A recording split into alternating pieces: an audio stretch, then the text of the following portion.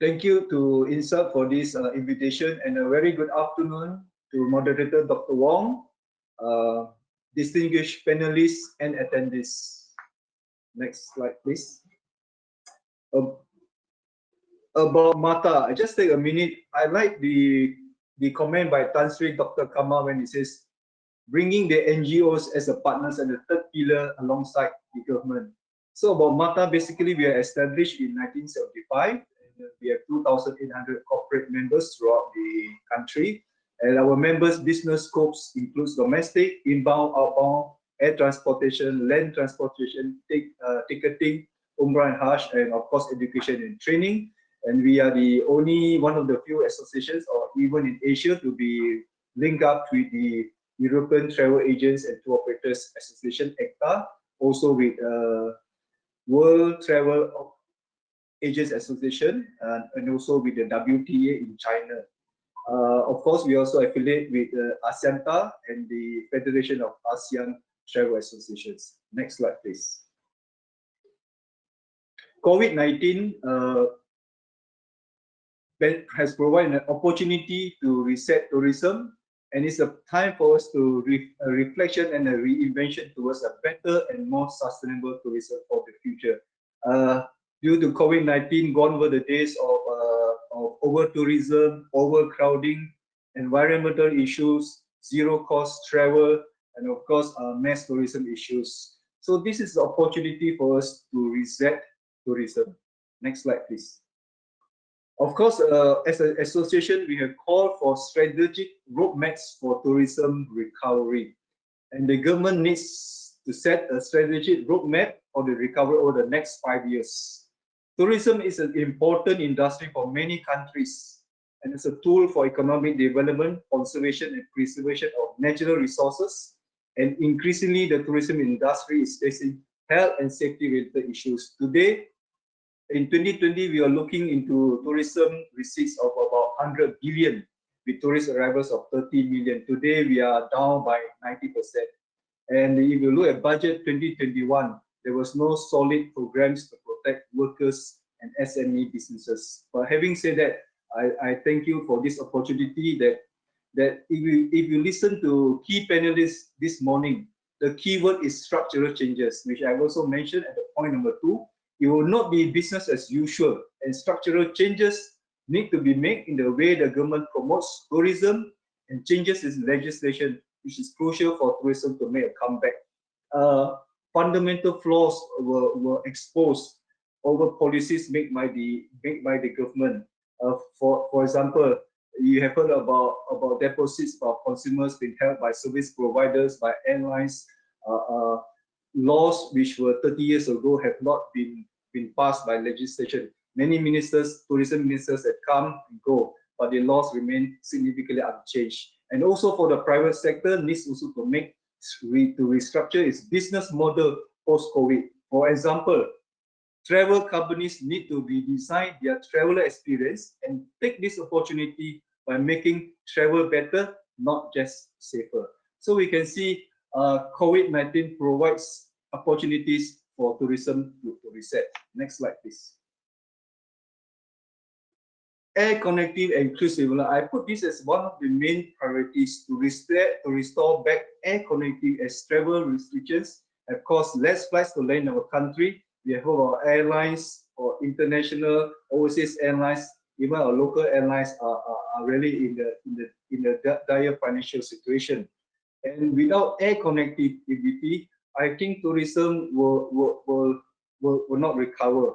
For example, in Sabah, I'm given to understand that today the number of domestic flights frequencies per week to Sabah is less than 110 flights, which is about 9,000 total capacity compared to pre-COVID weekly flights of about 435 flights with 73,000 capacity. And pre-COVID weekly international flights, which is very important for Sabah, for example, is 226 flights with seat capacity of 37,000.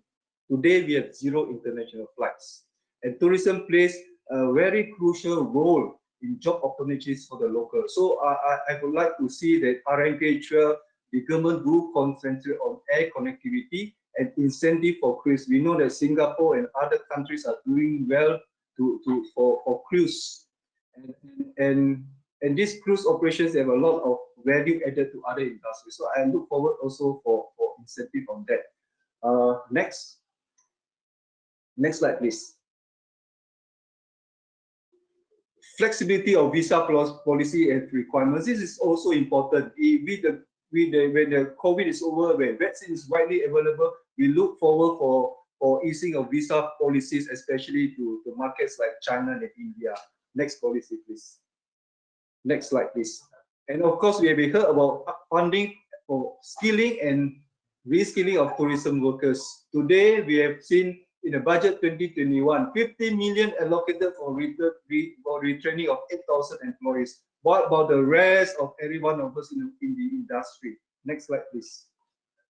So we are looking forward for RMK12 to look into upskilling and reskilling, foreign languages, for example, tour guides, drivers, customer service, digital marketing, IT skills, diving, niche markets like bird watching, golfing. These are skills that the tourism workers can begin to upskill while waiting for business to be normalized. Next slide, please. The next point is funding for local online booking engines. We have heard so much about digitalization, but today when COVID is exposed, even in the past years, we heard about Agoda, Booking.com, Expedia. But what about Malaysian local booking engines? Even today, with COVID, Ministry of Finance have asked the tourism industries to put in their packages to Shopee, Lazada, for example. What about the Malaysian website? So if this is where we are urging for the government to look into local online booking engines. Next slide, please. So from here you can see that MATTA, we are looking for funding for local online booking engines. We believe is crucial to develop tourism. Next slide, please. Next slide, please. Yeah. The next one is to incentivize development of rural tourism. We know that where the key trends today of travel is experiential travel, involvement with the lifestyle and culture of the local host or hosting partner, holiday maker. And here we have also heard about shared prosperity vision, infrastructure, internet access. So we hope that the RMK12 will also look into the funding for the development of rural tourism. Next slide, please.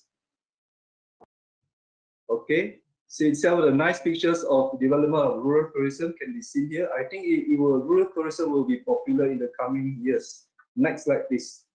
This is the last slide on boosting domestic tourism. We have for the next 1 or 2 years, I don't think international tourists will return to normalcy to pre-COVID level, which will be probably the year 2023 or 2024. So in the meantime, I hope that the government will look into boosting domestic tourism. There are many proposals, but the budget 2021, we fail to see that there are many incentives that released on lifestyle, but nothing much about domestic travel. So in here we would urge also to look into incentivize domestic travelers. For example, 8,000 tax relief for individual and family members.